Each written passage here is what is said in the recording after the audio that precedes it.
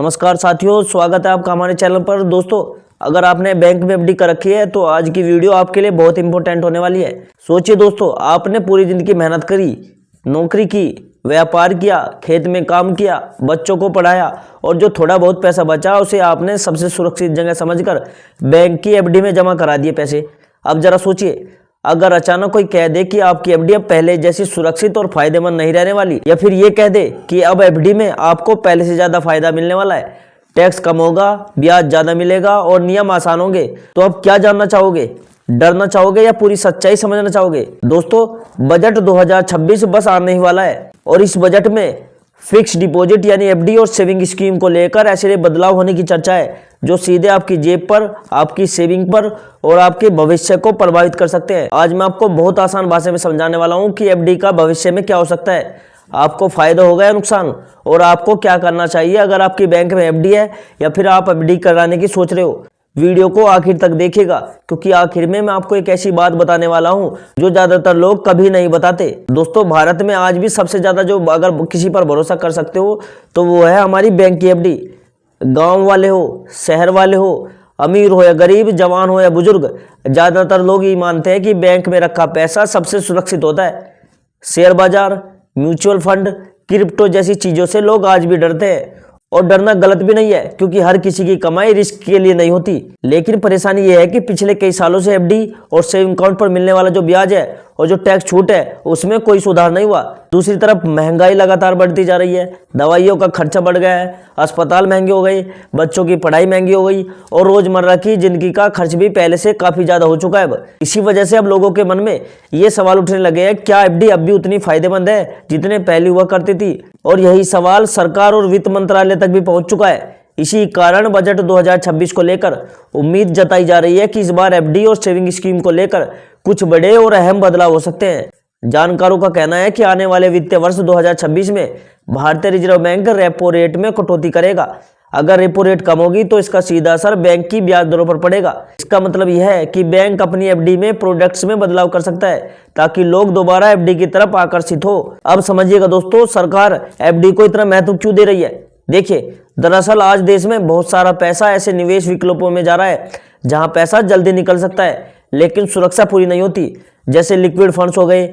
अनुमान लगाया जा रहा है करीब 2 लाख करोड़ रुपए ऐसे निवेश में फंसे हुए हैं। सरकार चाहती है कि ये पैसा बैंकिंग सिस्टम में वापस आए ताकि बैंकों के पास ज्यादा पूंजी हो और वे देश के विकास में उसे इस्तेमाल कर सके।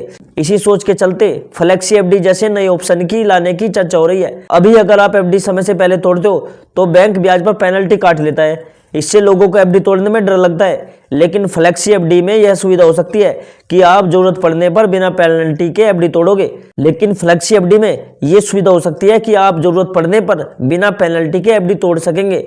इससे एफडी पहले से ज्यादा आसान होगी और भरोसेमंद होगी। अब टैक्स की बात करते हैं क्योंकि यहीं पर ज्यादातर लोग परेशान होते हैं। एफडी पर जो मिलने वाले ब्याज पर टीडीएस कटता है और बाद में इनकम टैक्स का झंझट होता है फिर।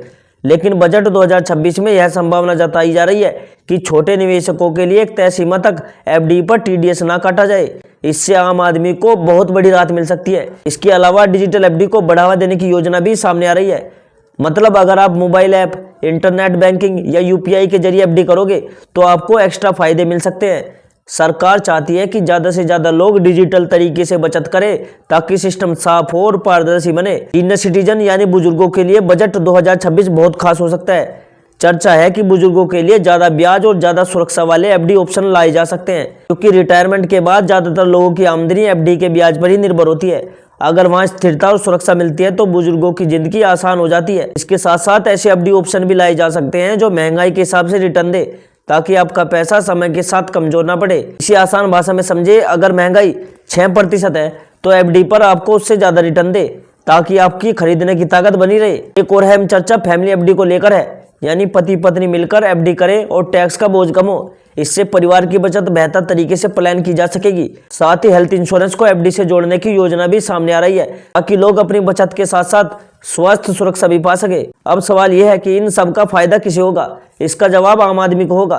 देखो, जब ज्यादा लोग एफडी में पैसा लगाएंगे तो बैंक मजबूत होंगे, बैंक मजबूत हो गए तो उद्योगों को लोन मिलेगा, उद्योग चलेंगे तो रोजगार बढ़ेगा और जब रोजगार बढ़ेगा तो देश की अर्थव्यवस्था मजबूत होगी। लेकिन दोस्तों, एक बात हमेशा याद रखिएगा, कोई भी बजट आपकी किस्मत नहीं बदलता अगर आप खुद समझदारी से फैसला ना लो। एफडी हो या कोई और निवेश, हमेशा अपनी जरूरत, अपनी आमदनी और अपने खर्च को देखकर फैसला लो। सिर्फ ज्यादा ब्याज के लालच में कभी भी गलत फैसला ना करना। बजट 1 फरवरी को आने वाला है, उस दिन साफ हो जाएगा कि सरकार एफडी और सेविंग स्कीम को लेकर क्या फैसले लेती है। लेकिन उससे पहले आपको जागरूक रहना बहुत जरूरी है, क्योंकि सही जानकारी ही आपको नुकसान से बचाती है और फायदा भी दिलाती है। दोस्तों, वीडियो के आखिर में मैं आपको कुछ बोनस टिप्स बताना चाहता हूँ जो बहुत कम लोग बताते हैं, लेकिन एफडी करने वालों के लिए बहुत जरूरी है। सबसे पहली और सबसे बड़ी गलती जो लोग करते हैं वह यह है कि वे अपनी सारी बचत एक ही बैंक में एफडी के रूप में डाल देते हैं। ऐसा करना समझदारी नहीं है। अगर आपकी एफडी की रकम बड़ी है तो उसे 2 या 3 अलग अलग बैंकों में बांटना ज्यादा सुरक्षित रहता है। इससे जोखिम कम होता है और अगर किसी वजह से एक बैंक में दिक्कत आए तो आपका पूरा पैसा एक साथ नहीं फंसता। दूसरी बहुत काम की बात यह है कि एफडी हमेशा एक ही समय और एक ही अवधि के लिए नहीं करनी चाहिए। बेहतर ये होता है कि एफडी को सीढ़ी तरीके से बनाया जाए, जैसा कुछ पैसा 1 साल के लिए, कुछ 2 साल के लिए और कुछ 3 साल के लिए। इससे फायदा ये होता है कि हर साल कोई ना कोई एफडी मैच्योर होती रहती है और आपको जरूरत के समय पैसे निकालने में परेशानी नहीं होती। साथ ही अगर भविष्य में ब्याज दरें बढ़े तो आप नई एफडी ज्यादा रेट पर कर सकते हो। अगर आपकी उम्र 60 साल से ज्यादा है तो ये जरूर जांच ले कि आपकी एफडी सीनियर सिटीजन कैटेगरी में बनी है या नहीं। कई बार बैंक गलती से नॉर्मल एफडी बना देता है और बुजुर्गों को मिलने वाला ज्यादा ब्याज नहीं मिल पाता। इसलिए एफडी बनवाते समय या बाद में बैंक से यह कंफर्म करना बहुत जरूरी है, क्योंकि सीनियर सिटीजन को आमतौर पर ज्यादा ब्याज का फायदा मिलता है। एक और बहुत जरूरी बात, फॉर्म 15H से जुड़े। अगर आप सीनियर सिटीजन हो और आपकी कुल सालाना आय टैक्स की सीमा से कम है तो हर साल अपने बैंक में फॉर्म 15H जरूर जमा करें। इससे आपकी एफडी के ब्याज पर टीडीएस नहीं कटेगा। बहुत से बुजुर्ग ये फॉर्म नहीं देते और बाद में कटे हुए टैक्स को वापस लेने के लिए फिर परेशान होते रहते हैं। कई लोग सिर्फ ज्यादा ब्याज देखकर एफडी चुन लेते हैं, लेकिन यह भी एक बहुत बड़ी गलती हो सकती है। हमेशा एफडी करते समय ये देखना जरूरी है कि बैंक कितना भरोसेमंद है और उसकी सरकारी सुरक्षा क्या है और उसकी स्थिति क्या है। कभी कभी 0.25% ज्यादा ब्याज के लालच में अनजान या कमजोर बैंक में पैसा लगाना सही नहीं होता। ऐसा सुरक्षित रहना सबसे जरूरी होता है दोस्तों। और अगर दोस्तों आपको वीडियो काम की लगी हो तो इसे अपने माता पिता, दादा दादी और दोस्तों के साथ शेयर जरूर कीजिए, क्योंकि बचत की सही जानकारी हर इंसान के लिए जरूरी होती है। और आगे भी ऐसी ही आसान और भरोसेमंद वीडियो के लिए चैनल को सब्सक्राइब जरूर कीजिए। और दोस्तों, मैं मिलता हूं आपसे अगली वीडियो में एक नई जानकारी, एक नए अपडेट के साथ। तब तक के लिए जय हिंद।